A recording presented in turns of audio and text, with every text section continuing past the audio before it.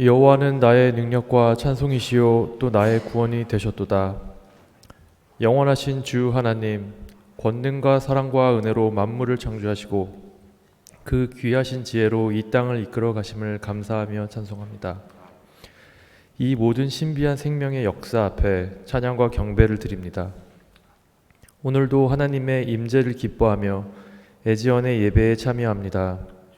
성령의 도우심으로 행하신 복된 일들을 기억하고 사모하는 예배가 되게 하옵소서. 존귀하신 예수 그리스도의 이름으로 기도드립니다. 아멘. 경배 찬송 170장 다 함께 부르시겠습니다.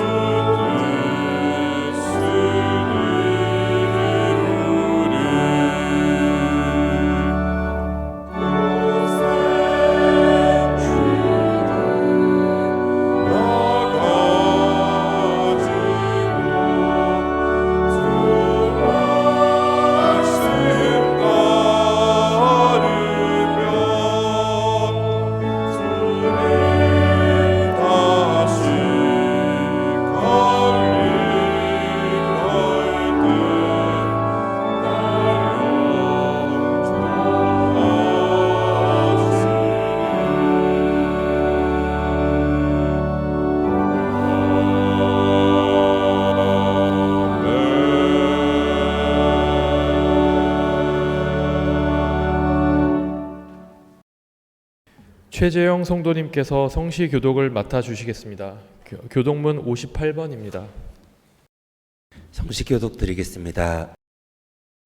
여호와께 감사하라. 그는 선하시며 그 인자하심이 영원함이로다. 신들 중에 뛰어난 하나님께 감사하라. 그 인자하심이 영원함이로다. 지혜로 하늘을 지으신 이에게 감사하라. 그 인자하심이 영원함이로다. 땅을 물 위에 펴신 이에게 감사하라. 그 인자하심이 영원함이로다. 큰 빛과 해와 달과 별들을 지으신 이에게 감사하라. 그 인자하심이 영원함이로다. 이스라엘을 그들 중에 인도하여 내신 이에게 감사하라. 그 인자하심이 영원함이로다. 강한 손과 펴신 팔로 인도하여 내신 이에게 감사하라. 그 인자하심이 영원함이로다. 아멘. 송영민 성도님께서 대표 기도해 주시겠습니다. 다 같이 기도하시겠습니다. 이 시간 세상에 분주함에 흩어졌던 우리의 마음을 모아 예배의 자리로 불러주신 우리 하나님께 찬양과 경배를 올려드립니다. 지난 한 주간 동안 넘치는 은혜와 감사가 있음에도 여전히 부족하다 불평하고 성냄으로 또 생각과 입술로 죄가 있었음을 고백합니다. 이 시간 십자가의 보혈의 피로 우리의 심령을 덮어주시고 부활의 믿음으로 날마다 승리하는 성도님들이 되게 하여 주시옵소서. 나의 노력이 아닌 오직 예수님의 십자가의 그 은혜를 바라보며 우리의 어두운 눈을 밝혀 하나님의 선하신 뜻과 계획이 우리의 삶을 통해 흘러나가게 하여 주시옵소서. 이 시간 대양학원을 허락하신 하나님 감사합니다. 모든 세종 가족들이 우리보다 앞서 일하시는 하나님을 경험하며 하나님과의 교제와 감사가 넘치게 하여 주시고 하나님의 영광을 순간순간마다 선포하는 삶이 되게 하여 주시옵소서. 또 이 재단에 속한 많은 학교와 사업장을 기억하여 주시옵소서. 세종초등학교, 세종고등학교, 세종대학교, 세종사이버대학교에 재학 중인 많은 다음 세대들이 세상의 풍조에 휩쓸리지 않고 시대를 거스르는 거룩한 세대로 일어설 수 있도록 우리 대양학원을 사용하여 주시기를 간절히 소망합니다. 또 하나님께서 허락하신 사업장들이 하나님의 영광을 드러내는 기업들이 될 수 있도록 축복하여 주시고 모든 학교와 사업장에 하나님의 사랑을 고백하는 믿음의 공동체들이 넘치게 하여 주시옵소서. 하나님, 이 나라와 교회들을 위하여 기도합니다. 대통령과 위정자들이 하나님을 경외하고 국정 운영에 필요한 지혜와 성실함을 허락하시어서 대한민국을 모든 곳에 하나님의 공의와 정의가 마르지 않는 강물같이 흘러가게 하여 주시옵소서. 어지러운 이 세대에 하나님의 창조 질서가 흐르는 대한민국, 주님의 통치가 이루어지는 대한민국이 되게 하여 주시옵소서. 한국 교회 강단마다 진리와 생명의 말씀이 선포되고 다시 부흥의 역사가 일어나는 생명을 살리는 주님의 일에 쓰임받는 한국 교회가 되게 하여 주시옵소서. 하나님, 이 시간 미움과 갈등으로 시작된 전쟁으로 고통받고 신음받는 생명들의 울부짖음을 들어주시옵소서. 파멸을 치닫는 그곳에 평화의 길로 돌이킬 수 있도록 유정자들의 마음을 주장하여 주시옵소서. 아버지, 이 시간 말씀을 들고 강단에 서신 양승준 목사님께 성령 충만함을 부어주셔서 하나님의 진리와 생명의 말씀을 온전히 대언하게 하시고 듣는 우리 모든 성도들이 그 말씀의 권능으로 살아가는 은혜를 누리게 하여 주시옵소서. 아버지, 또한 이 시간 성가대의 찬양을 기쁘게 받으시길 간절히 원합니다. 대왕들의 신앙을 고백하는 찬양이 되게 하시고 듣는 우리들에게도 하나님의 임재를 경험하게 하여 주시옵소서. 이 모든 말씀을 우리 주 예수 그리스도의 이름으로 기도드립니다. 아멘.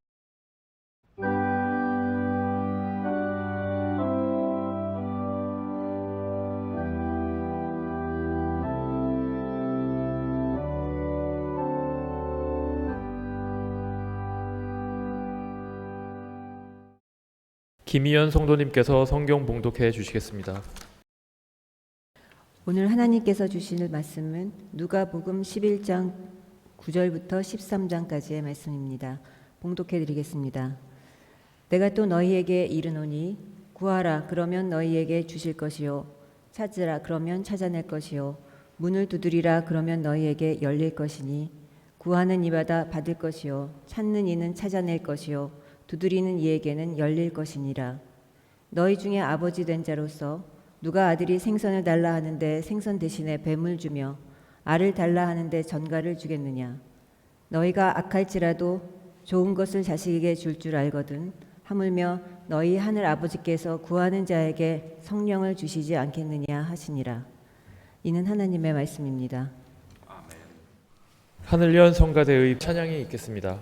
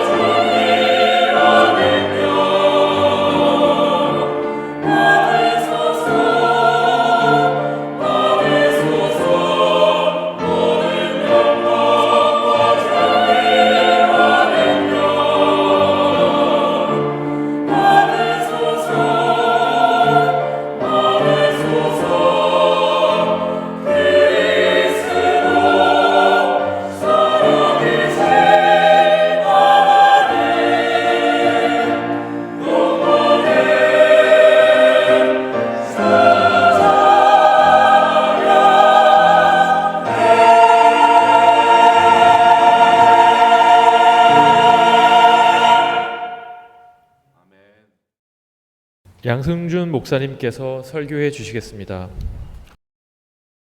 기독교 전통과 유산에 따르면 매 주일이 부활절이지요.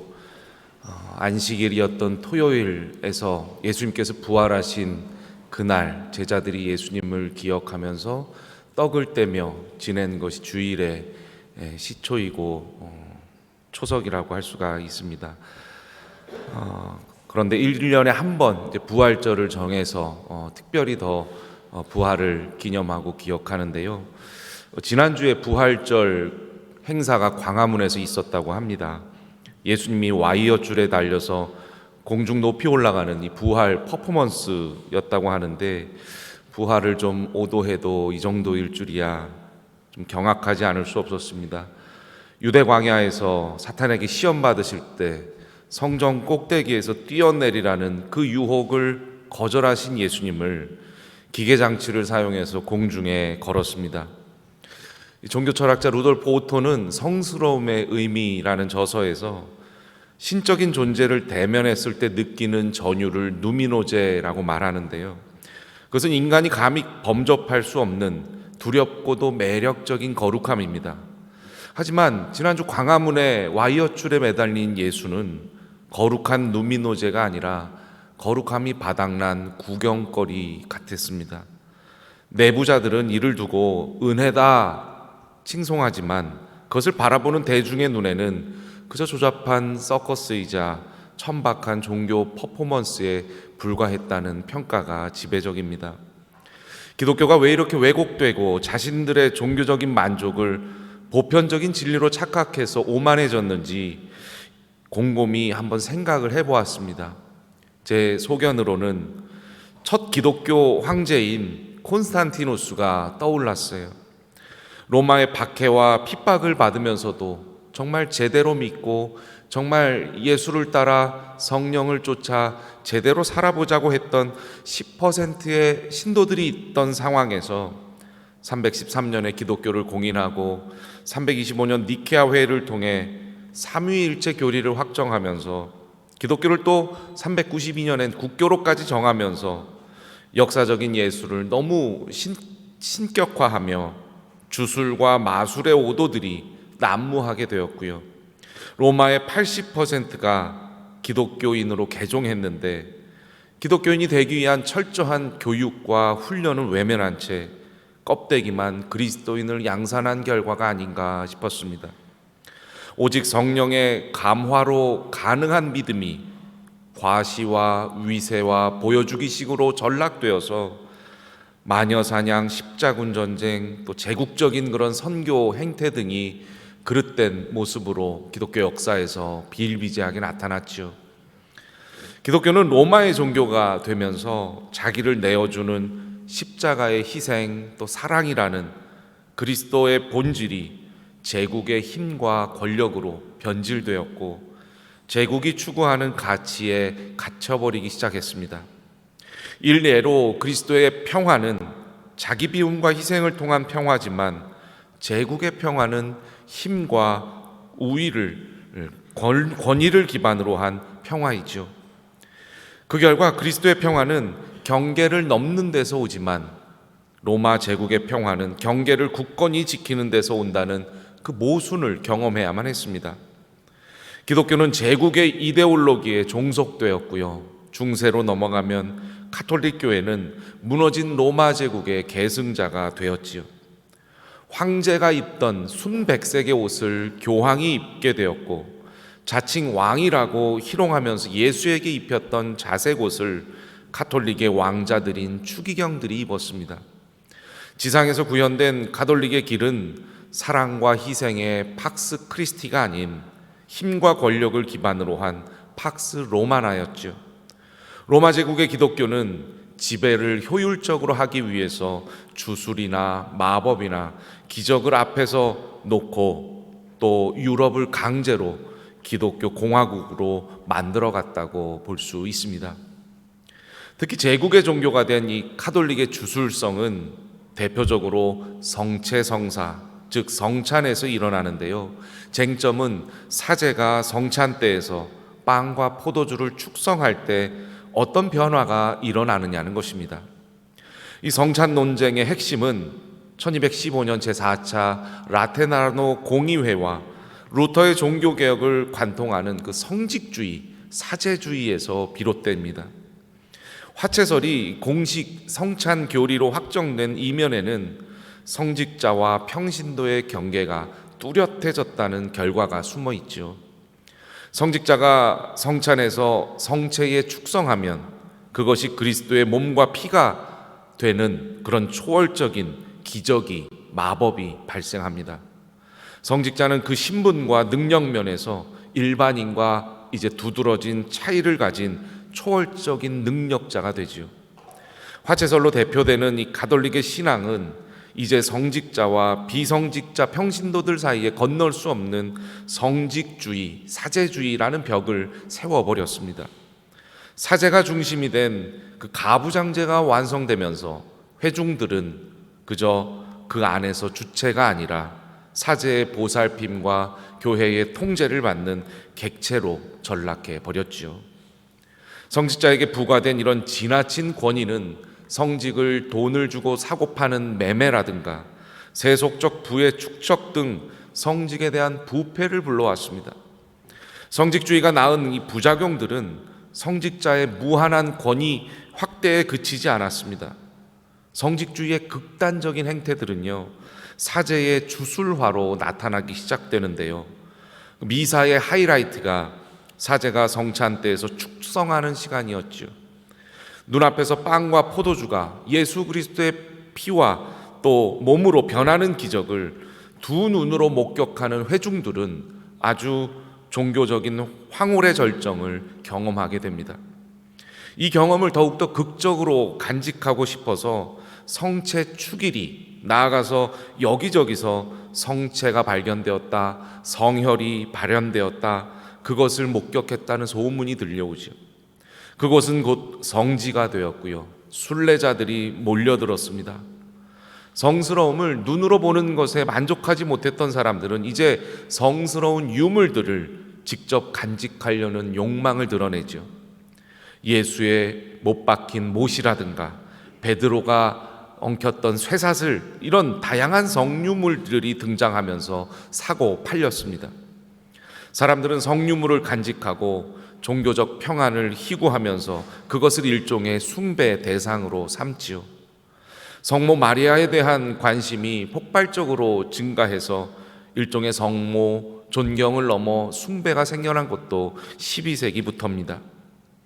이 엇나간 욕망들은 급기야 죽은 조상들이 받아야 될 벌을 면해주는 면벌부를 돈으로 사면 그것을 면한다고 선포했고, 그 면벌부의 판매가 기하급수적으로 늘어나게 됩니다. 성직주의라는 관점에서 이 중세 가톨릭의 역사를 살펴보면 결과적으로 사제는 기적의 드라마를 연출하는 주술사처럼 보이고요, 교회는 그 주술과 마법과 기적을 미끼로 대중의 주머니를 노리게 되었으며, 교회와 사제들 또 교황은 부패와 타락의 길을 걸었다고 볼 수 있습니다.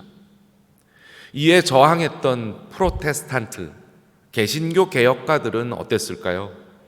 주술과 종교가 뒤섞인 이 중세교회에 내재된 마법적인 요소들을 배제하고 그것들을 불합리한 행위라고 비판했습니다. 개신교 종교 개혁가들은 목회자가 신과 회중 사이의 중재자라는 인식을 부정했지요. 모두가 다 사제이고 사역자이다라는 만인 사제직을 설파했습니다. 개신교 목회자들은 성찬에서 기적을 행할 때 입는 화려한 의복 대신에 검정 가운을 선택하지요. 검정색 가운은 당시 학자들이 입던 의복이었습니다. 이는 성경을 연구하는 학생이고 성경을 대중에게 가르치는 선생이라는 자의식을 보여주지요.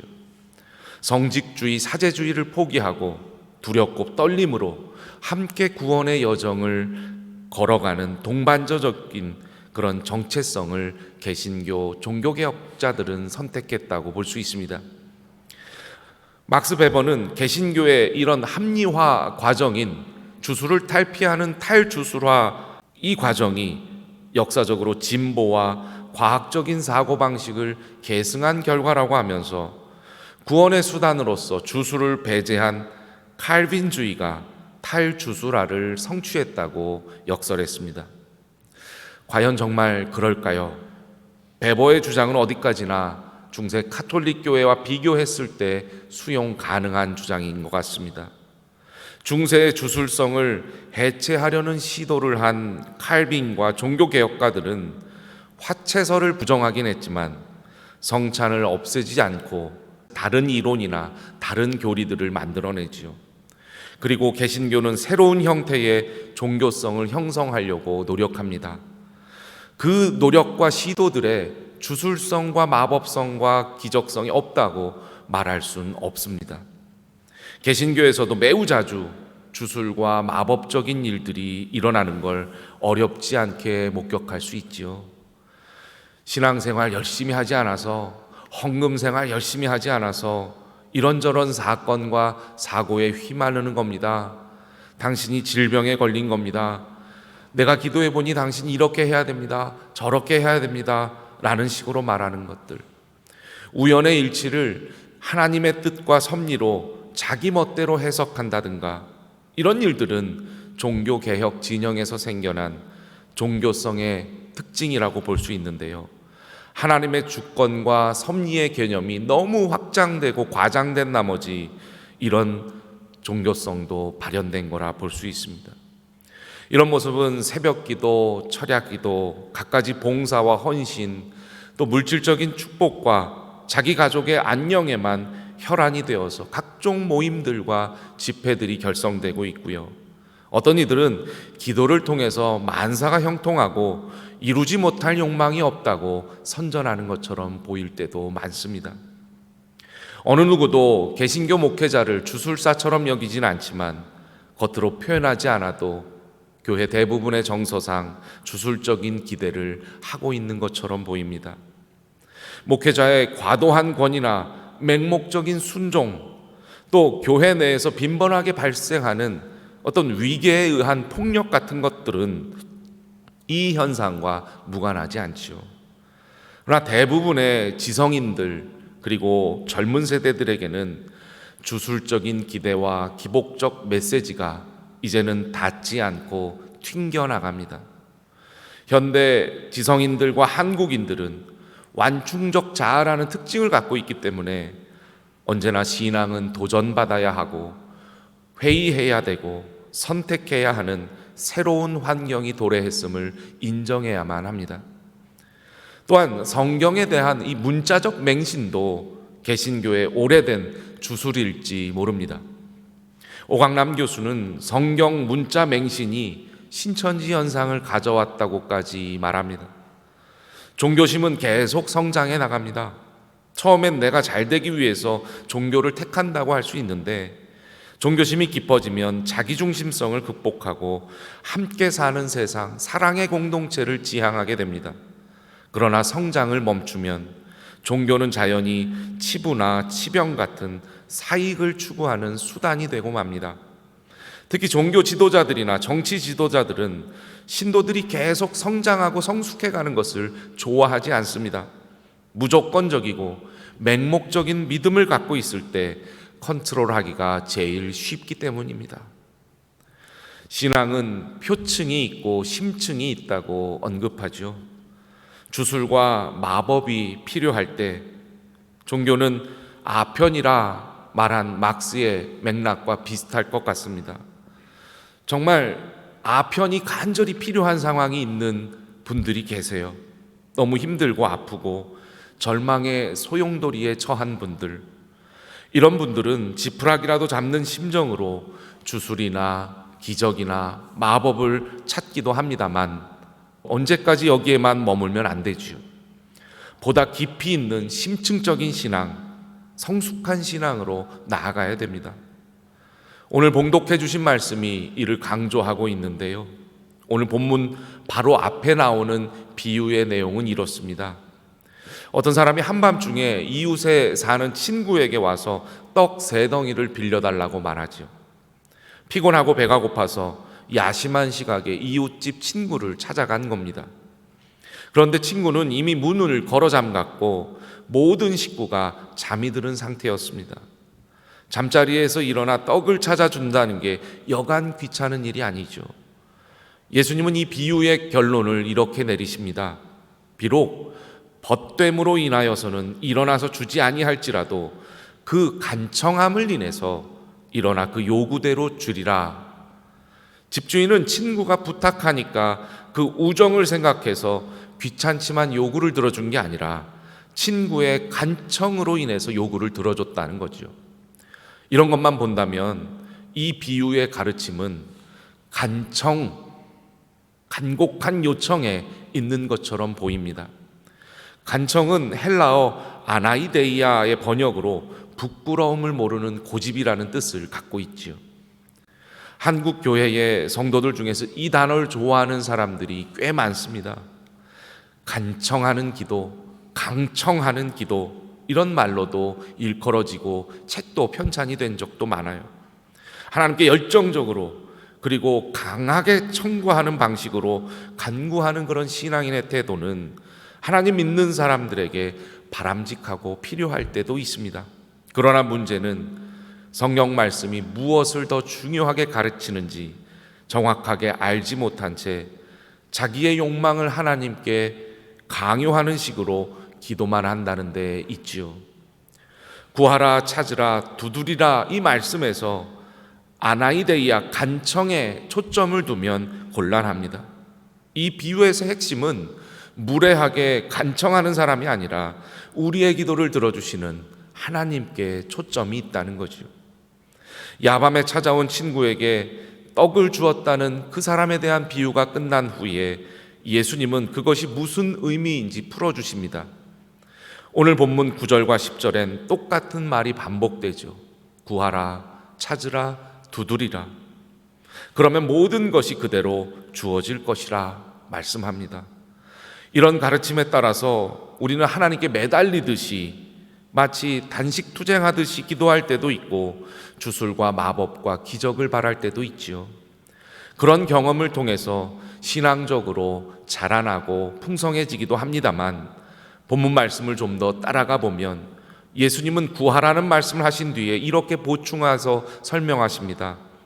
생선을 달라고 하는 아들에게 뱀을 준 아버지는 없고 알을 달라고 하는 아들에게 전갈을 줄 아버지는 없다고 말씀하죠. 그러면서 13절에 결론을 지으십니다. 너희가 악할지라도 좋은 것을 자식에게 줄 줄 알거든 하물며 너희 하늘 아버지께서 구하는 자에게 성령을 주시지 않겠느냐. 본문은 하나님께서 우리들이 생각하는 것보다 더 좋은 것을 주신다는 그런 말씀을 하시면서 성령을 강조하고 거론하시죠. 이제 우리는 본문이 말하는 구해야 할 것, 찾아야 할 것, 두드려야 할 것이 무엇인지 알 수 있습니다. 바로 성령이죠. 예수님은 제자들에게 하나님 나라와 의를 구하라고, 그러면 모든 것을 더해 주시겠다고 명령하시면서 또 약속해 주셨습니다. 하나님 나라를 찾고 구하고 두드리면 그 나라가 우리에게 올 뿐만 아니라 비로소 우리 삶에서 궁극적으로 좋은 것이 과연 무엇인지 인식하게 되고 그것은 곧 성령이라는 것을 깨닫게 된다는 거죠. 갈라디아서 5장 22절에는 성령을 따라 살아갈 때 행하게 되는 일들을 열거하고 있습니다. 사도 바울은 그것을 열매라고 부르면서 이런 것들을 막을 법이 없다고 23절에 강조했지요. 그 말은 그 무엇도 성령께서 행하시는 일을 막을 수 없다는 뜻입니다. 바울 사도가 강조한 성령의 열매는 9가지인데요. 사랑, 기쁨, 화평, 인내, 친절, 선함, 신실함, 온유, 절제입니다. 주술과 기복과 기적에 머무는 신앙이 아니라 성령을 따라서 성숙한 신앙으로 살아가시는 여러분과 제가 되길 주의 이름으로 부탁을 드립니다. 잠시 기도하겠습니다. 부족한 저를 단위에 세우셔서 주님 말씀을 전하게 하시니 감사합니다. 우리들의 신앙과 삶이 주술에서 성령으로, 욕망에서 사랑으로, 나 중심에서 이웃과 사회와 인류로 확장되어서 성숙한 열매가 우리의 신앙과 삶 가운데 풍성하게 드러나도록 하나님 늘 인도하시고 도와주시옵소서. 예수님의 이름으로 기도합니다. 아멘. 은혜의 말씀 감사합니다. 이 시간은 헌금 봉헌 및 헌금 기도 시간입니다. 이형빈 성가대원의 특송 후 박종섭 성도님께서 드려진 예물을 위해 헌금 기도를 해주시겠습니다.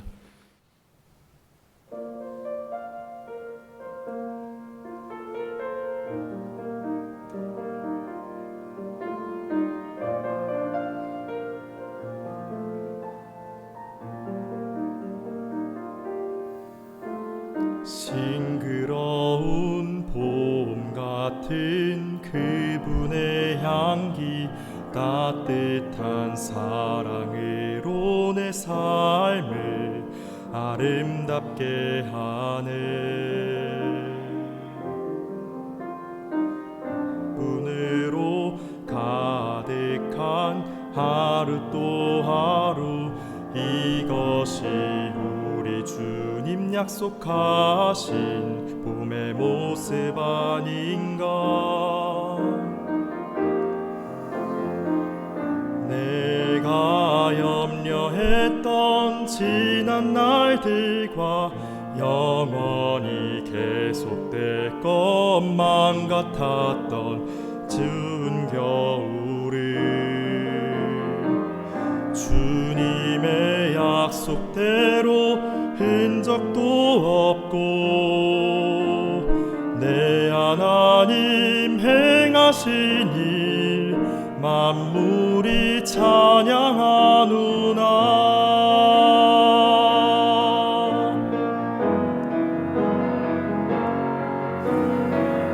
내가 염려했던 지난 날들과 영원히 계속될 것만 같았던 추운 겨울을 주님의 약속대로 흔적도 없고 내 하나님 행하신 일 만물이 찬양하누나.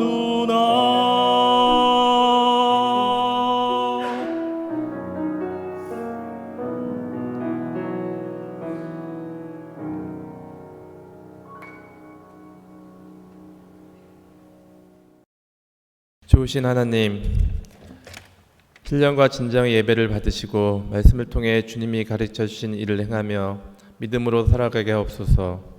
저희에게 항상 필요한 양식을 주시고 가정과 일터와 배움터를 허락해 주심에 감사드립니다. 날마다 성령의 능력을 더하셔서 주님의 길을 걸으며 열매 맺는 삶이 되게 하옵소서. 이 시간 감사하는 마음으로 예물을 봉헌합니다. 더불어 산재한 일들과 문제들, 다양한 기도의 제목들도 올려드립니다. 운행하시는 성령께서 하나님의 뜻에 따라 인도하여 주시고 무슨 일을 하든지 하나님께 영광 돌릴 수 있도록 저희에게 은혜를 더해 주옵소서. 드린 예물이 하나님의 뜻을 확장하는 데 쓰이게 하시고 하나님의 나라와 의를 위해 더 크게 헌신하도록 인도해 주옵소서. 우리에게 좋은 것을 주시기 원하시는 예수님의 이름으로 기도드립니다. 아멘. 오늘도 이 예배에 참여하신 모든 분들께 하나님이 주시는 은혜와 평강이 가득하기를 기원합니다. 오늘 귀한 말씀 전해주신 양승준 목사님께 감사드립니다. 4월 기도 제목입니다. 5개를 저희가 주보에 적어놨는데 하나하나 참고하시면서 기도해 주시기를 부탁드립니다. 특별히 우리가 소속된 대항학원을 위해서 여러분들 기도해 주시기를 부탁드리고 또 우리 학생들은 또 학교를 위해서 기도해 주시기 바랍니다. 화면에 예전교회 계좌번호가 나가고 있습니다. 여러분 빠짐없이 봉헌에 동참해 주시기를 또한 부탁드립니다. 주일 예배 순서 맡아주실 분들 명단이 나가고 있으니까 참고해 주시기 바랍니다. 다음 주에도 건강한 모습으로 뵙도록 하겠습니다. 감사합니다. 결단 찬송 195장 부르시겠습니다.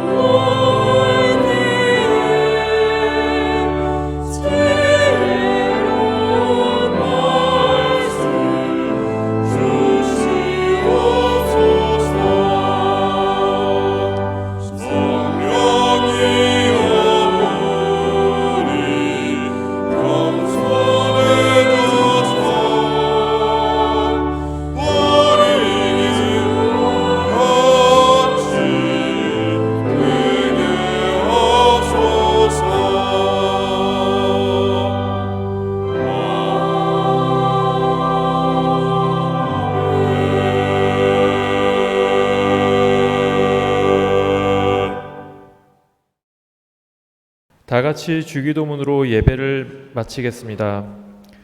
하늘에 계신 우리 아버지의 이름을 거룩하게 하시며 아버지의 나라가 오게 하시며 아버지의 뜻이 하늘에서와 같이 땅에서도 이루어지게 하소서. 오늘 우리에게 일용할 양식을 주시고 우리가 우리에게 잘못한 사람을 용서하여 준 것 같이 우리 죄를 용서하여 주시고 우리를 시험에 빠지지 않게 하시고 악에서 구하소서. 나라와 권능과 영광이 영원히 아버지의 것입니다. 아멘.